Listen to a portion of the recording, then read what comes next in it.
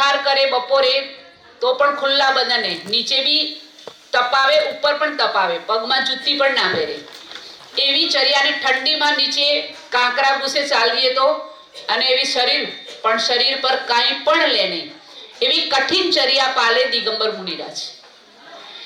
બીજું, જીવનમાં ક્યારે પણ જ્યારથી એમણે આ વેશ ધારણ કર્યો ત્યારથી ક્યારે પણ એમણે સ્નાન નથી કર્યું. આપ એક દિવસ બી ના કરો તો શરીરમાંથી બદબુ આવે. જ્યારે તમે એમની પાસે જઈને બેસો ને તો તમને મીઠી મીઠી સુગંધ આવશે એમના શરીરમાંથી. જ્યારે એમણે એક પણ વખત સ્નાન નથી કર્યું, જેટલા વર્ષો આજે આચાર્ય ભગવાનને 30 વર્ષ થઈ ગયા, 30 વર્ષથી એ સ્નાન નથી કર્યું. તો એક એમને ગુણ છે કે સ્નાન નહીં કરવાનું. ક્યારે પણ એ દંત મંજન નથી કરતા, દાંતને ક્યારે પણ ચમકાવે. એટલે એમનો એક સિદ્ધાંત જ છે કે શરીરને કોઈ પણ રીતે ચમકાવવું નહીં. પછી શરીર હોય કે શરીરનું કોઈ પણ અંગ હોય તો દાંતને ક્યારે પણ એ સાફ કરે નહીં. એના પછી કે જ્યારે આહાર લે તો શ્રાવક તો એટલી ભક્તિથી પોતાના દીકરાને નહીં ખવડાવતા, પોતે નહીં ખાય એવી સારી સારી વસ્તુ એમના માટે આહારમાં કરે, પણ છતાં બિલકુલ આસક્તિ રહિત. જેમ એક ભમરો હોય ફૂલમાંથી રસ ચૂસે તો ફૂલને નુકસાન કરે, એવી રીતે મુનિરાજ જ્યારે આહાર કરે ત્યારે એટલી જ વસ્તુ એવા પ્રમાણમાં લે, એ રીતે લે કે જ્યારે પરિવાર માટે પૂરી બચાય, એટલે એમાં કોઈ પણ કમી ના થાય. બલ્કિ મુનિરાજમાં એવી વૃદ્ધિ, ભગવાનમાં એવી વૃદ્ધિ હોય કે જ્યારે એ આહાર કરીને નીકળે તો એ વસ્તુમાંથી તમે નોર્મલ બનાવી હોય 4 જણની ભોજનની, લેકિન જ્યારે મુનિરાજ આહાર કરીને નીકળે તો એ વસ્તુમાંથી 40 જણા બી ખાઈ લે ને તો એ વસ્તુ ખૂટતી નથી ક્યારે. એ અનુભવ છે હે ને. તો એ મુનિરાજ એક વખત આહાર લે, અને એ પણ હાથમાં. સામે ગમે તેટલી વસ્તુ મૂકી હોય, બહુ મનભાવતી વસ્તુ મૂકી હોય, પણ શ્રાવક હાથમાં ના આપે તો ક્યારે ઈશારો ના કરે કે મને આ વસ્તુ આપો તમે. મતલબ પૂરી પરાધીન ચર્યા. ભક્ત લોક જે આપે એ ખાવાનું હાથમાં. દૂધ લો તો પણ હાથમાં, પાણી લો તો પણ હાથમાં, અને રોટલી ખાવી હોય તો પણ હાથમાં. કોઈ પણ વસ્તુ પોતાની જાતે લે પણ નહીં. દાળ તમે આપી એમાં મીઠું બિલકુલ ના હોય તોય પી લે, અને 3 ગણું મરચું હોય તોય ખાઈ લે, કોઈ ઈશારો નહીં. અને એ ખાતા ખાતા પણ જો એમના નસીબમાં બરોબર તીખી દાળ ખાધી હોય અને હાથમાં વાળ આવી ગયો તો હાથમાંથી બી નીચે, મોઢામાં હોય એ પણ નીચે, ઉપર એક વખત પણ પાણી ના પીવે ઉપર. એ પાણી સીધું બીજા દિવસે 24 કલાકમાં એકવાર આહાર કરે. આજે 10 કે 11 વાગે જ્યારે ભોજન કર્યું એમણે, સીધું કાલે 10 કે 11 વાગે.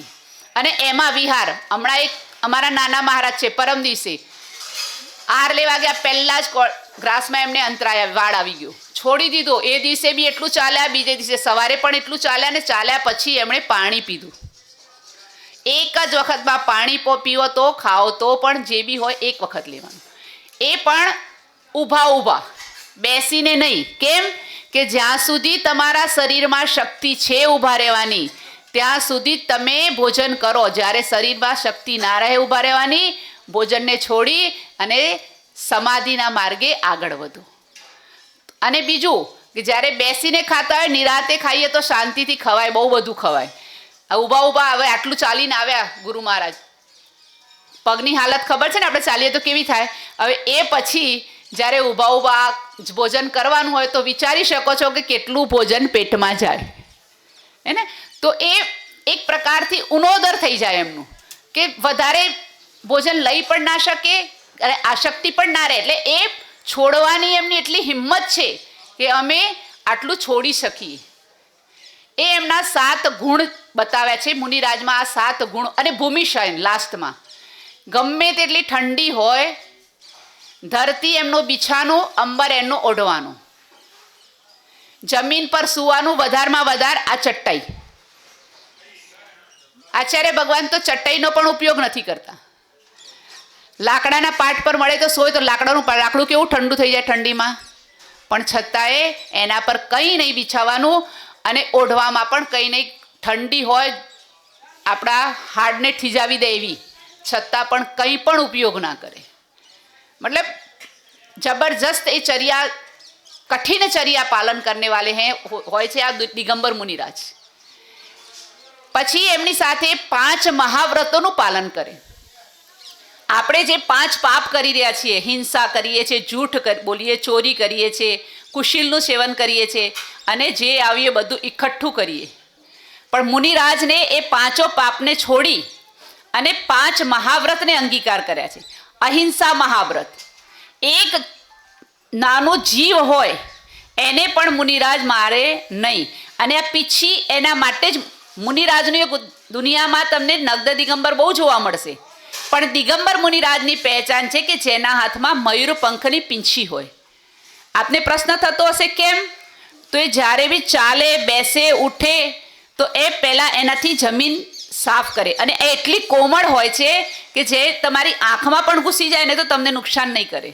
તો એ જીવોને જરા પણ તકલીફ ના પડે એના માટે આ પીછી હાથમાં રાખે અને પીછીથી માર્જન કર્યા વગર કિતાબનું પન્નું બી પલટવું હોય તો પહેલાં એના પીછીથી સાફ કરે, પછી પાનું પલટે એનું. તો એમનો અહિંસા મહાવ્રત છે કે કંઈ પણ થાય, કોઈ પણ પ્રકારે પણ એ જૂઠ હિંસા કરશે નહીં. બીજું છે એમનું સત્ય મહાવ્રત, પ્રાણ જશે તો પણ એ જૂઠનો સહારો નહીં લે, મતલબ ક્યારેય જીવનમાં જૂઠ નહીં બોલે. ત્રીજું છે અચૌર્ય મહાવ્રત. તો મુનિરાજ પાણી અને માટી એ 2 સિવાય કોઈ પણ વસ્તુ હાથ લગાવીને પોતાની જાતે લેશે નહીં. હમણાં બતાવ્યું તે ભોજન બી લેવું હોય, થાળીમાં બહુ સરસ મન ભાવતી વસ્તુ છે, છતાં પણ જો શ્રાવક નહીં આપે તો મુનિરાજ પોતાના હાથે તો લેવાની વાત નહીં લે, ઈશારો કરીને પણ નહીં કે મને આ વસ્તુ આપો તમે. તો એ એમનું અચૌર્ય મહાવ્રત છે. ચોથું બ્રહ્મચર્ય મહાવ્રત. બ્રહ્મચર્ય વ્રતને તો દરેક ધર્મમાં મહત્વ આપ્યું છે. અને અહીંયા તો એટલું મહત્વ, નાની નાની ઉંમરના મુનિરાજ છે, માતાજી છે અને બધા ભણેલા છે, એવું નહીં કે કોઈ ઓછું ભણેલા છે. અને છતાં પણ એમને પોતાની 5 ઇન્દ્રિયોના વિષયમાં જીતી અને આ વેશ ધારણ કર્યો છે. તો બ્રહ્મચર્ય મહાવ્રત. અને 5મું છે અપરિગ્રહ મહાવ્રત. મુનિરાજના પાસે પીછી અને કમંડલ 2 અને વધારેમાં વધારે પુસ્તક, એનાથી ચોથી કોઈ જ વસ્તુ જોવા નહીં મળે. મેઇન એક બતાવો કે મુનિરાજ એમની પાસે એક કોડી પણ નહીં હોય અને એ એમના શિરના વાળ પોતાના હાથેથી ઉખાડે. આપને એકવાર ખેંચીએ તો કેવું લાગે છે? જ્યારે પોતાના પૂરા વાળ પોતાના હાથે. અને એનું કારણ કોઈ પૂછે કે એમાં શું આટલું બધું તમારી પાસે ભક્તો ખર્ચો કરે છે તો એ ના કરે, પણ મુનિરાજની પાસે 3 થી 4 કોઈ વસ્તુ, એક કોડી પણ હોય નહીં. તમે કેટલો બી ચડાવો કરો એ હાથ નહીં લગાવે. અને એ જો વાળ કપાવવા હોય એમને તો કોઈકની જોડે પૈસા માંગવા પડશે, પણ મુનિરાજની અયાચક વૃત્તિ છે, કોઈની જોડે કાંઈ પણ નહીં માંગે. ઇવન ભોજનમાં નમક નહીં હોય તો એમ નહીં કે મને નમક પણ આપો. તો જો વાળ કપાવવા હોય તો એમણે પૈસા કાં તો પોતાની પાસે રાખવા પડશે કાં તો શ્રાવક જોડે માંગવા પડશે, પણ એ નહીં. અને જો વાળ વધારે તો 4 મહિનામાં અંદર જીવ ઉત્પન્ન થવાની. ઓર એમ મુનિરાજનું અહિંસા મહાવ્રત છે એટલે વાળ વધારવાના પણ નિષેધ છે. તો 4 મહિનાની અંદર ઉત્કૃષ્ટથી ગુરુદેવ તો 2.5 મહિનામાં 3 મહિનામાં કાઢી નાખે છે. વધારમાં વધારે મેક્સિમમ કરો તો 4 મહિનામાં. 4 મહિનામાં વાળ આ પોતાના હાથે, જેમ આપ લોકો ખેતરમાં ઘાસ કેમ ખેંચો છો એવી રીતે ઘાસની જેમ વાળ ખેંચી નાખે. માથાના તો ઠીક, દાઢીના વાળ બી કેટલી મુલાયમ ચામડી હોય અહીંયા, એ વાળ પણ પોતાના હાથે ખેંચીને. નાની નાની માતાજી છે, સ્ત્રી શક્તિ છે, તો પણ એમના વાળ એમના હાથે હોય. પુરુષમાં માનો થોડુંક તાકાત હોય, સ્ત્રીઓમાં અને એમાં આટલી નાની નાની ઉંમરની માતાજી, વાળ બી કેટલા કડક હોય એમના, પણ દરેક વાળ પોતાના હાથે ઉખાડીને કાઢે. આવી કઠિન તપશ્ચર્યા દિગંબર ધર્મમાં હોય છે. પછી એ ચાલે તો પણ જમીન જોઈને ચાલે કે કંઈ કોઈ જીવતો નથી. એ એમની ઈરિયા સમિતિ કહી કે જમીન જોયા વગર ચાલે નહીં. પછી બોલે જ્યારે તો હિત મિત પ્રિય વચન બોલે. ક્યારે કોઈનું અહિત થાય એવા વચન ગુરુદેવના મુખમાંથી નહીં નીકળે. મુનિરાજ ક્યારેય તમને શ્રાપ નહીં આપે, જરૂર તમને આશીર્વાદ આપશે બંને હાથથી મન ભરીને, તમારી સેવાનું ફળ આપશે, પણ ક્યારે તમારી કોઈ ત્રુટિ થઈ હશે ક્યારે પણ તમને શ્રાપ નહીં આપે. એમના મુખમાંથી હંમેશા પૃથ્વીના દરેક જીવોનું કલ્યાણ થાય એવી વાણી જ નીકળશે. એ એમની ભાષા સમિતિ છે. પછી ત્રીજા નંબરમાં છે એષણા સમિતિ, જ્યાં આહાર બી કરે. તો આહાર કરતા ધારો કે આહાર નીકળ્યા હોય બહાર અને ક્યાંક કંઈ પંચેન્દ્રિય જીવ મરેલું, દેડકું મરેલું મળી જાય કે સાપ, તો એમને એમ પાછા આવી જશે અને એ દિવસે બિલકુલ બી ભોજન નહીં કરે. એવી 32 પ્રકારની અલગ અલગ પ્રકારની અંતરાય અને દોષ બતાવ્યા છે. એ દોષ ટાળી અને અંતરાય ટાળીને જો આહાર કરે મુનિરાજ, એમની ધારો ભોજનમાં કંઈ જીવ આવી ગયો, કીડી આવી ગઈ કે વાળ આવી ગયો, કંઈ હાડકું દેખાઈ ગયું, કોઈ જીવ મરી ગયો, કોઈ જીવ મર્યું છે અને રુદનનો અવાજ સંભળાવે, એમ અલગ અલગ પ્રકારના બધા બહુ જ કારણ બતાવે છે. બધા કારણ ટાળીને આહાર લે. એ જો મળી જાય તો મુનિરાજ આહાર ના કરે. અને શુદ્ધ ભોજન, એમની ભોજનની ચર્યા એકદમ શુદ્ધ, તાજું, બજારનું કશું જ નહીં ચાલે. પાણી બી શુદ્ધ, આટો, મસાલા એ બધું 2-3 દિવસનું દળેલું અને શુદ્ધ બનાવેલું હોય. આપના સ્વામિનારાયણ સંપ્રદાયમાં જેમ માને છે ને મર્યાદા, એ કપડાં પહેરીને કોઈને અડે બી નહીં, એ પ્રકારે અહીંયા પણ એકદમ શુદ્ધ ભોજન, એ ભોજન કરે મુનિરાજ. એમને જંગલ બી જવું હોય તો આપણા બનેલા હોય સંડાસ બાથરૂમ, એનો ઉપયોગ નહીં કરે. એ ખુલ્લી જગ્યામાં નીચે જોશે કે જીવ વીવ તો નથી ને यहाँ, અને ત્યાં પણ બી પીંછીથી જમીન સાફ કરી અને પછી એ સંડાસ અથવા બાથરૂમ જવું હોય, મલમૂત્રનું ક્ષેપણ કરવું હોય તો કરશે. અને એ આ ચોપડી મૂકવી હોય કે કમંડલ મૂકવું છે, મારું પીંછી મૂકવી છે, બેસવું છે, તો એ જમીન સાફ કર્યા વગર બેસે નહીં.